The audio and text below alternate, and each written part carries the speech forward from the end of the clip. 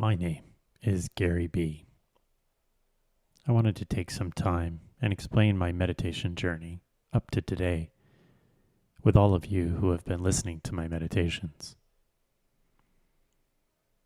I'm in recovery and have been sober for over 7 years. Meditation has been a big part of that for me. It wasn't at first.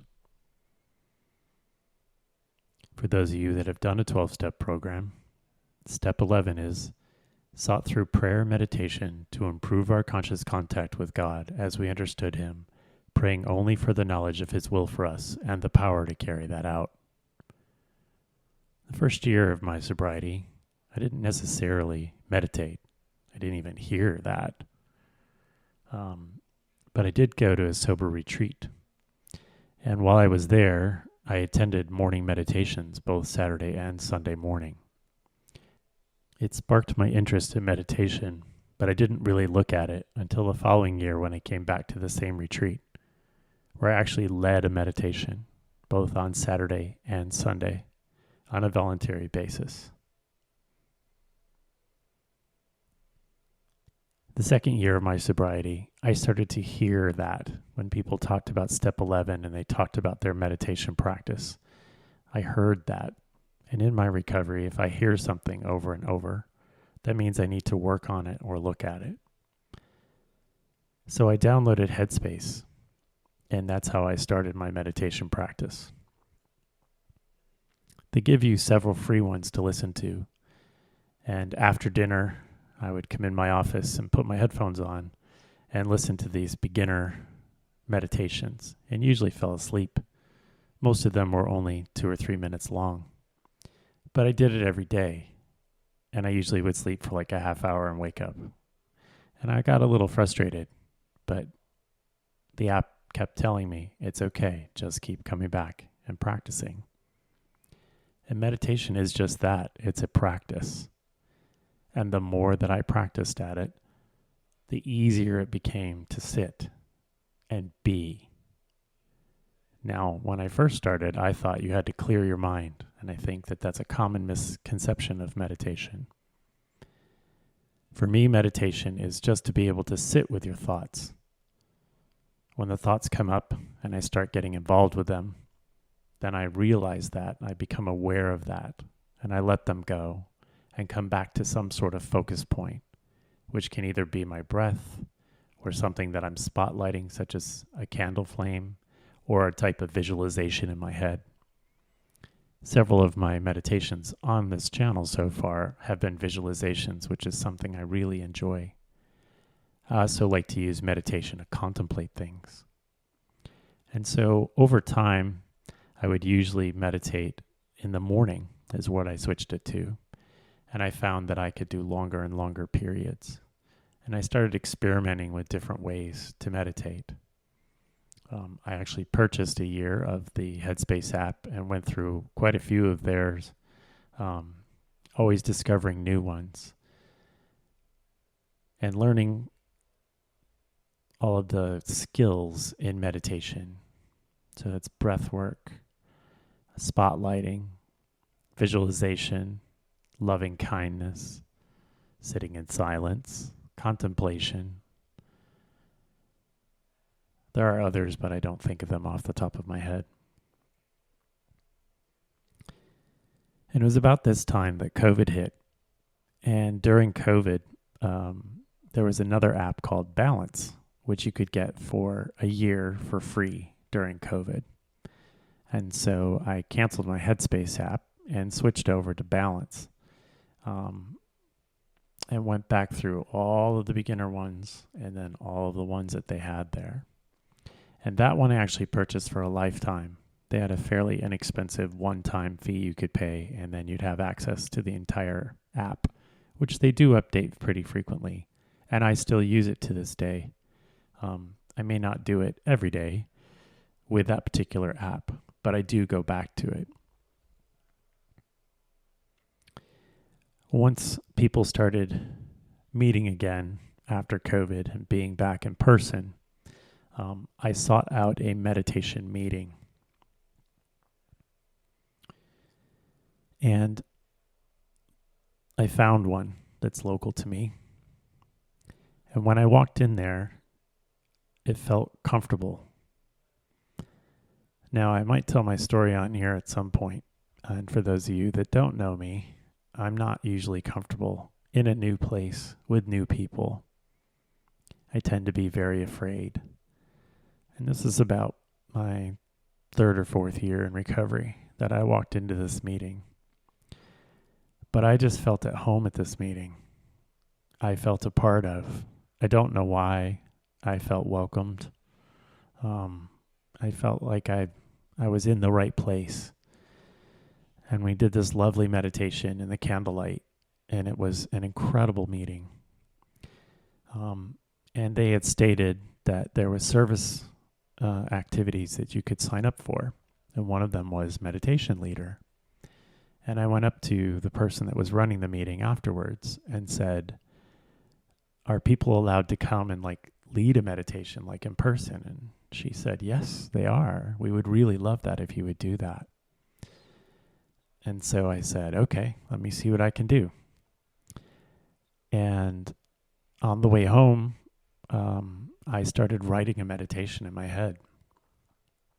Now, I had written one or two of them before for that yearly retreat, a very shorter version of a walk in the woods. And I don't remember what the first one was that I did at this particular meeting, but I did write it out. And I went and signed up, and I went back, and I let it live. And I got really, really good feedback. And I really enjoyed doing it. It was a really cool way to share. And that kind of started my real meditation journey of wanting to lead meditations in groups. And so I continue to go to that meeting every week if I'm around. And about once a month, I lead that meditation. And I usually lead it live. I've done several different ways to do that. Sometimes I've brought in music. Sometimes we do a visualization. Sometimes we contemplate on a prayer. I tend to just, usually when I'm driving, I usually come up with various things that I want to, that would be really good in a meditation.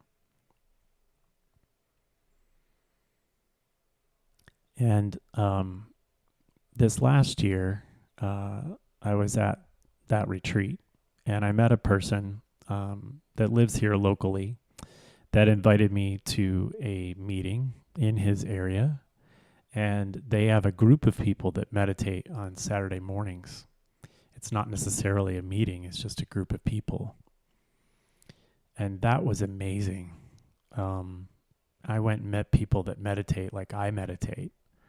And there's other people there that also lead meetings and lead meditations. And so I get to collaborate with these people. I have led several meditations in that group. And again, have gotten really good feedback. One of which was that you need to publish and record your meditations. And that's when I started this channel. I have a sponsee that works at a local rehab, and I asked him if I could bring a lead meditation in if they ever have people that come in and volunteer to run a class. And so he had asked, and I got approval to do that, which I did about 2 or 3 weeks ago. And that was a little bit different than what I was used to. Most of the meditations that I lead, usually we only have maybe up to 20 people. This was 48 in a much larger area. And while I was nervous, I really wasn't afraid. And once we got rolling in the meditation, I did the beach and brought my speaker with me and played the ocean sounds.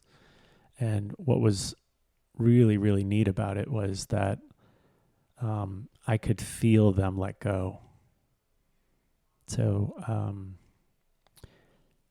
I tend to be empathic, and I tend to pick up on people's emotions pretty easily. And so when I sit in a room and I lead a meditation, I can feel people inside that meditation. And there's a sense of energy that flows through me and out into the room. And a lot of times, especially with the visualization, I can see that visualization in my head. And I try to give people just enough of the lines. I envision it like a painting or like a watercolor. And I try and draw all the lines that need to be done. Like, here's the guardrails. And then I ask you to join me to fill in all the colors and the details. And I find that that tends to engage people into the meditation, and it gives them kind of something to do. And you lead them on this journey, and it's amazing to take that journey together. And so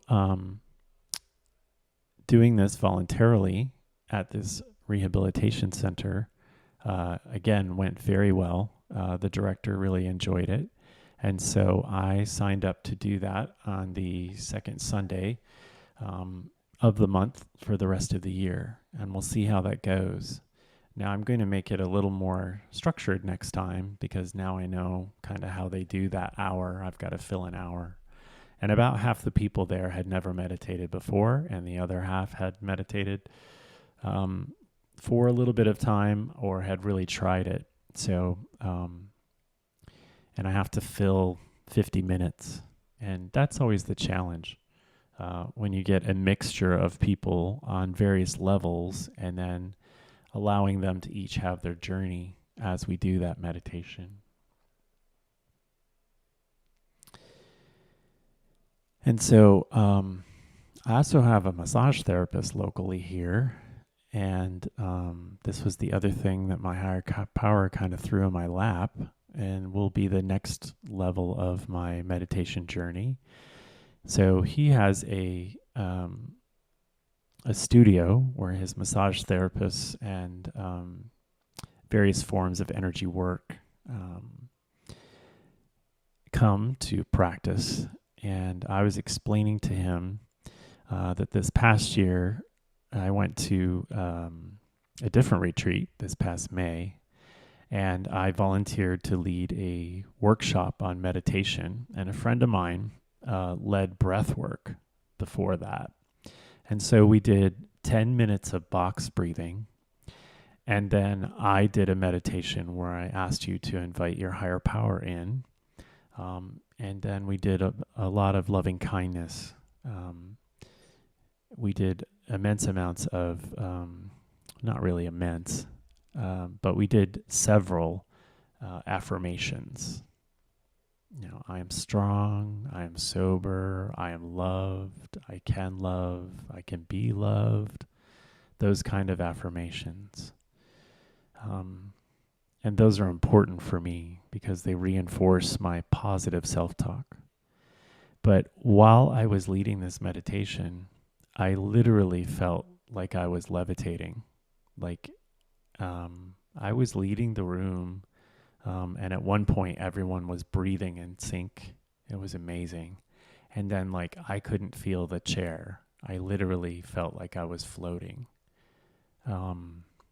And it was quite an experience. And so I was relating this experience to my massage therapist.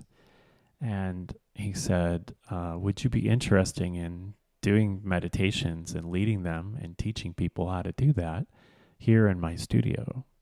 And so we got talking about it. And over the last couple of months, we agreed that I would start doing that. And today, actually, I went and did all the back-end work so that people can sign up and pay to come and sit through a meditation, quote-unquote, class. You can't see my air quotes, but to sit through this class and allow me to take you through a journey. And we take it together. And so that's kind of my next evolution in meditation. I just wanted to share that story of how I got to where I'm at and why I keep posting these. And based on the analytics, it looks like more and more people are actually listening to them. So they're gaining some traction. I really hope YouTube does not start putting commercials in the middle of them. And I'm doing some research to try and figure out if there's a way that I can prevent that from happening. I don't necessarily want to monetize this channel. I just wanted a place where I could put this out in the world. For those meditation meetings that I attend that are recovery based, it's hard to find meditations out there that cover step work and cover recovery. And so I've written several of those, and those are the ones that I'm working on posting here. And I may at some point do a message that is my story. For anyone that's not in the program or has never been to a meeting, when someone tells their story, they tell their sober story, what it used to be like, what happened, and what it's like now. And I want to do that at some point. I just haven't gotten around to it yet. And I'll close with this. When I sit and meditate, which I do almost every day, it just sets the tone for the day. It gives me a chance to sit with me.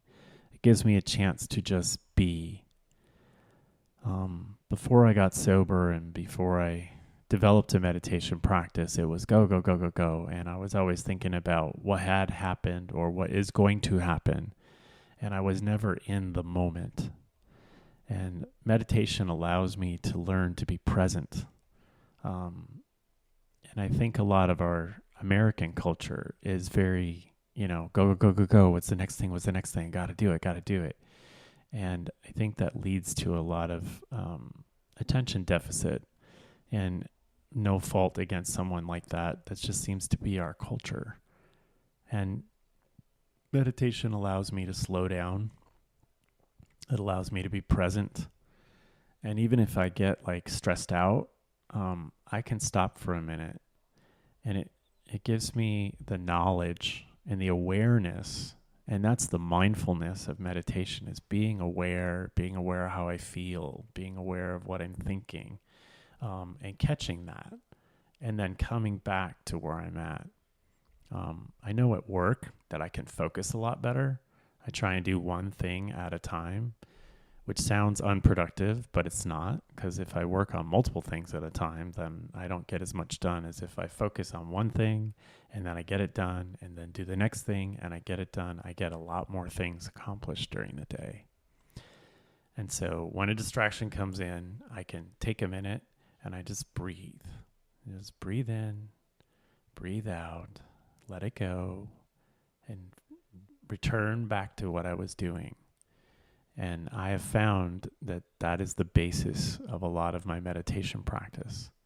It's just being aware and catching when you wander off, because my brain will go and wander off, and then returning to whatever I want to focus on. So I thank you for listening, and I hope you enjoy the meditations that I have posted here on my YouTube channel. Namaste.